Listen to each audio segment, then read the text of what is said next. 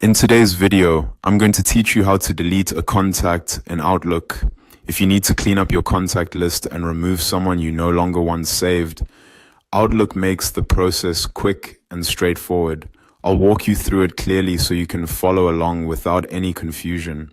Start by going to your Outlook email inbox. Make sure you're signed in and looking at the main mailbox view. This is the standard screen where you normally read and manage your emails. Beginning here is helpful because it gives you access to the navigation menu you'll use to reach your contacts. Once you're in your inbox, look over to the left-hand column and click on People, which is usually shown with a People icon.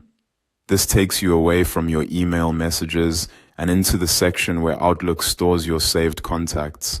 If you don't immediately recognize it, just look for the icon that represents contacts rather than mail. After you open the People section, find the contact you want to remove. When you see it, click on the checkbox next to that contact.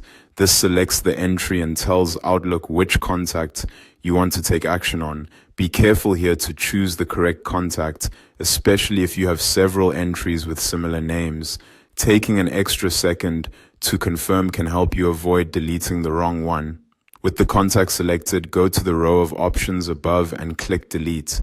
This is the command that starts the removal process. Outlook places this option in the toolbar so you can manage selected contacts easily. After that, Outlook will ask you to confirm the action. Click Delete again to confirm. This final confirmation is important because it helps prevent accidental removal. Once you confirm, the contact will be deleted from your Outlook contacts list, and that's it. The contact has now been removed. If you're managing a long list of contacts, this is a useful way to keep things organized and up to date. It's especially helpful for clearing out outdated information or duplicates you no longer need. If you're following along in your own account, just move slowly through each screen and double check before confirming the deletion. That way, you can be sure you're removing exactly the right contact.